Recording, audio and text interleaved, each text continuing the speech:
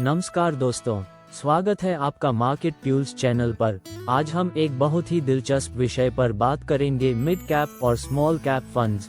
ये फंड हाल ही में under perform कर रहे हैं, लेकिन इसके बावजूद इनमें रिकॉर्ड इनफ्लोज आ रहे हैं। आखिर निवेशक क्यों इतनी बड़ी संख्या में इन फंड्स में पैसा लगा रहे हैं और आपको क्या करना चाहिए, चलिए समझते हैं। करंट सिचुएशन दोस्तों, पिछले कुछ महीनों में हमने देखा है कि निफ्टी मिड कैप 150 इंडेक्स लगभग 0.7% ही बढ़ा है और निफ्टी स्मॉल कैप 250 इंडेक्स में तो गिरावट आई है।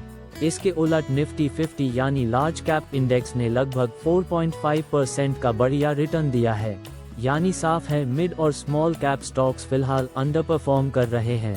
लेकिन फिर भी म्यूचुअल फंड डेटा दिखाता है कि इन कैटेगरीज में भारी इनफ्लोज आ रहे हैं। पार्ट 2, क्यों आ रहे हैं इनफ्लोज? अब सवाल है, परफॉर्मेंस कमजोर है फिर भी लोग पैसा क्यों डाल रहे हैं? इसके पीछे कई कारण हैं। लॉन्ग टर्म ग्रोथ स्टोरी, निवेशकों का मानना है कि मिड और स्मॉल कैप कंपनीज भारत की ग्रोथ स्टोरी को लीड करेगी। शॉर्ट टर्म में भले गिरावट हो, लेकिन लॉन्ग टर्म में ये मल्टी बैगर बन सकती हैं। Mutual fund SIP culture, SIPs के जरिए हर महीने लगातार निवेश हो रहा है।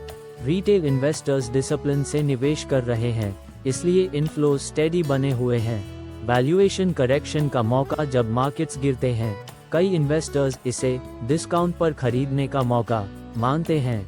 डाइवर्सिफिकेशन की चाहत, लार्ज कैप स्टेबल हैं, लेकिन मिड स्मॉल कैप्स ज्यादा ग्रोथ पोटेंशियल देते हैं। इसीलिए पोर्टफोलियोज को डाइवर्सिफाई करने के लिए इनफ्लोज आ रहे हैं। क्या रिस्क हैं? लेकिन दोस्तों, मिड और स्मॉल कैप्स हमेशा हाई रिस्क हाई रिवॉर्ड वाले सेगमेंट माने जाते हैं। हाई वॉलेटिलिटी कंपनी फंडामेंटल्स कम, स्टेबल लिक्विडिटी इश्यूज, इसलिए ये शॉर्ट टर्म में काफी गिर सकते हैं। अगर आपका निवेश होराइजन 5 to 7 साल से कम है तो ये आपके लिए रिस्की हो सकता है।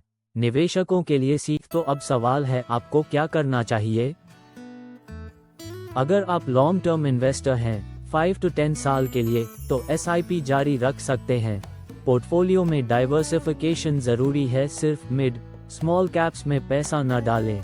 लार्ज कैप और डेट फंड्स का भी मिक्स रखें। मार्केट टाइमिंग करने की कोशिश न करें। सीप डिसिप्लिन बनाए रखें और सबसे जरूरी, अपने रिस्क प्रोफाइल के हिसाब से ही निवेश करें। आउटरो तो दोस्तों, मिड और स्मॉल कैप फंड्स का फ्यूचर ब्राइट हो सकता है, लेकिन रिस्क को समझना भी उतना ही जरूरी है। आपको क्या लगता है, आने वाले 2 to 3 साल में मिड और स्मॉल कैप्स आउट परफॉर्म करेंगे या लार्ज कैप्स ही बाजी मारेंगे? हमें कमेंट्स में जरूर बताइए।